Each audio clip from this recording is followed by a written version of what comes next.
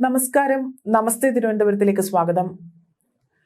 മൂന്നാമതും നരേന്ദ്രമോദി സർക്കാർ വരുമെന്ന് സംശയമുണ്ടെന്ന് മാധ്യമ വാർത്തകളും അവലോകനങ്ങളും തള്ളി പ്രമുഖ രാഷ്ട്രീയ നിരീക്ഷകനായ പ്രശാന്ത് കിഷോർ രംഗത്ത്. മോദി സർക്കാരിനെതിരെ രാജ്യമെങ്ങും രോക്ഷമൊന്നുമില്ല, ഒരു എതിരാളിക്കു വേണ്ടിയുള്ള മുറവിളിയുമില്ല. 2019 കിട്ടിയതോ അതിനേക്കാൾ കൂടുതലോ തന്നെ ഇക്കുറിയും ലഭിക്കുമെന്നും അദ്ദേഹം പറഞ്ഞു. ഒരു പ്രമുഖ വാർത്താ ചാനലിന് നൽകിയ അഭിമുഖത്തിലും അദ്ദേഹം സമാനമായ മറുപടി തന്നെയാണ് നൽകിയത്. മുൻതൂക്കം BJPക്ക് തന്നെയാകും ഉണ്ടാകുക. തെക്കു കിഴക്കുമാണ് ഇന്ത്യ മുന്നണിക്ക് നേട്ടമുണ്ടാക്കാൻ പറ്റുമെന്ന് പറയപ്പെടുന്ന സ്ഥലം. വടക്കും പടിഞ്ഞാറും BJPക്ക് കാര്യമായ നഷ്ടമൊന്നും ഉണ്ടാകുകയുമില്ല. കഴിഞ്ഞ 6-7 മാസത്തെ പ്രവർത്തനം വിലയിരുത്തിയാൽ ഒരു കാര്യം മനസ്സിലാകും. കിഴക്കും തെക്കും ഇപ്പോഴുള്ളതിനേക്കാൾ കുറഞ്ഞത് 15 സീറ്റെങ്കിലും ലഭിക്കുകയും ചെയ്യും. വോട്ട് ശതമാനവും കൂടും. കഴിഞ്ഞ തിരഞ്ഞെടുപ്പിൽ വടക്കും പടിഞ്ഞാറുമുള്ള 90% സീറ്റുകളും BJPക്ക് നേടാനായിരുന്നു. ഇതിൽ കാര്യമായ കുറവൊന്നും സംഭവിച്ചിട്ടില്ല. വിപണിയിൽ അങ്ങനെ സംഭവിക്കുകയുമില്ല. ഇങ്ങനെ സംഭവിക്കുന്നു എന്ന് പറഞ്ഞ് വിലയിരുത്തുന്നതിൽ കാര്യമില്ല എന്നും അദ്ദേഹം കൂട്ടിച്ചേർത്തു. 272 എന്ന കടമ്പ മോദി സ്വസ്ഥമായി തന്നെ മറികടക്കും. മോദിക്ക് വലിയ വെല്ലുവിളിയൊന്നുമില്ല. വോട്ടിംഗ് ശതമാനത്തെയും ഫലത്തെയും തമ്മിൽ ബന്ധിപ്പിക്കാൻ നമ്മുടെ മുൻപിൽ യാതൊരു തെളിവുമില്ല. ഇതിനെ സംബന്ധിച്ച് പല വ്യാഖ്യാനങ്ങളും വരുന്നുണ്ട്.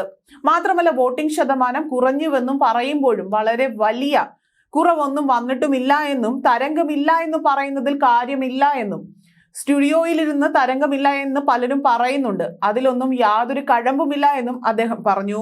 മോദി തന്നെ മൂന്നാമതും അധികാരത്തിൽ വരുമെന്ന് ജനുവരിയിൽ അദ്ദേഹം പറഞ്ഞിരുന്നു. മെയിലും അത് തന്നെ പറയുന്നു. മോദി സെഞ്ചുറി എടുക്കും മുൻപ് ക്യാച്ച് എടുത്ത് പുറത്താകാൻ പറ്റുമായിരുന്നു. പക്ഷേ പ്രതിപക്ഷത്തിന്റെ മോശം ബോളിംഗ്, തീരെ മോശം ഫീൽഡിംഗ്, രാജ്യസുരക്ഷ, ഭാരതത്തിന്റെ പ്രതിച്ഛായ എന്നിവയാണ് മോദിയുടെ നേട്ടങ്ങൾ. ഡിസംബർ മുതൽ ഒക്ടോബർ വരെ കോൺഗ്രസ് ഒന്നും ചെയ്തില്ല എന്നും കോൺഗ്രസ് വലിയ തെറ്റുകളാണ് ഇപ്പോൾ വരുത്തിക്കൊണ്ടിരിക്കുന്നതെന്നും പ്രതിപക്ഷം ഇരയുടെ കാർഡാണ് കളിക്കുന്നതെന്നും അദ്ദേഹം പറഞ്ഞു. ജൂൺ 4-ന് ശേഷം മോദി പ്രധാനമന്ത്രി ആവില്ല എന്ന് രാഹുൽ പറയുന്നു, കേജ്രിവാൾ പറയുന്നു, അഖിലേഷ് യാദവ് പറയുന്നു. കഴിഞ്ഞ തിരഞ്ഞെടുപ്പിലും ഇവർ ഇതൊക്കെ തന്നെയാണ് പറഞ്ഞത്. ഒരു യുദ്ധം ജയിക്കാൻ അങ്ങനെ ചില കള്ളങ്ങളൊക്കെ പറയേണ്ടി വരുമെന്നും അദ്ദേഹം പറഞ്ഞു.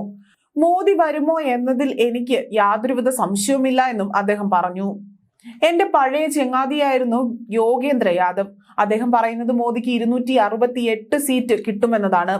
സർക്കാർ ഉണ്ടാക്കാൻ 272 സീറ്റ് മതിയല്ലോ. NDAക്ക് 400 സീറ്റ് ലഭിക്കുമെന്ന് മോദി പാർലമെന്റിൽ പറഞ്ഞാലും സർക്കാർ ഉണ്ടാക്കാൻ 275 മതിയെന്ന് എല്ലാവരും മറക്കുന്നു. 400 സീറ്റിൽ കുറഞ്ഞാൽ മോദി തോറ്റു എന്ന് പറയാൻ സാധിക്കില്ലല്ലോ. മോദി പ്രധാനമന്ത്രിയാകാതിരിക്കില്ലല്ലോ. 400 എന്ന് പറഞ്ഞത് BJP ഒരു ആഖ്യാനം മുന്നോട്ട് വെച്ച് അജണ്ട സെറ്റ് ചെയ്തു. മറ്റുള്ളവർ അതിന്റെ പിന്നാലെ പോകുന്നു. അവർ 400 ലഭിക്കില്ല എന്ന് പറഞ്ഞ് നടക്കുകയും ചെയ്യുന്നു. എനിക്കത് കേൾക്കുമ്പോൾ ചിരിയാണ് വരുന്നത്. ഏറ്റവും പ്രാഥമികമായ കണക്ക് വെച്ചാൽ പോലും അവർക്ക് 272 സീറ്റിൽ കൂടുതൽ ലഭിക്കും. 10 സീറ്റ് കുറച്ച് 20 സീറ്റ് കുറച്ചു എന്ന് പറയുന്നതിൽ എന്താണ് കാര്യമുള്ളത്? രാഹുൽ അമേഠി ഉപേക്ഷിച്ചത് തെറ്റായി പോയി. ഞാൻ തോറ്റ സമയത്തും മോദി ഗുജറാത്ത് ഉപേക്ഷിച്ചിട്ടില്ല. രാഹുൽ വാരണാസിയിൽ മോദിക്കെതിരെ മത്സരിക്കേണ്ടതുണ്ടായിരുന്നു. പ്രിയങ്ക അമേഠിയിൽ 12 ദിവസം പ്രചരണത്തിനിറങ്ങി. സോണിയ ഒരു ദിവസവും. പക്ഷെ ആരും വാരണാസിയിൽ പോയില്ല. എന്തുകൊണ്ടാണ്? രാഹുൽ ഗാന്ധി രാഷ്ട്രീയത്തിൽ നിന്ന് 2 വർഷത്തെ ഇടവേള എടുക്കേണ്ട സമയമായി. കോൺഗ്രസ് ശൈലി മാറിയില്ല എങ്കിൽ രക്ഷപ്പെടില്ല എന്നും അദ്ദേഹം പറഞ്ഞു. 400 സീറ്റ് നേടുമെന്ന പ്രചരണം BJPയുടെ സ്വാർത്ഥമായ നീക്കമായിരുന്നു. പ്രതിപക്ഷത്തെ ദുർബലപ്പെടുത്താനുള്ള നീക്കം. അതോടെ 272 എന്ന ഗോൾ പോസ്റ്റ് 370 എന്നായി. അത് BJPക്ക് വളരെ ഗുണം ചെയ്യുകയും ചെയ്യുമെന്നും അദ്ദേഹം പറഞ്ഞു.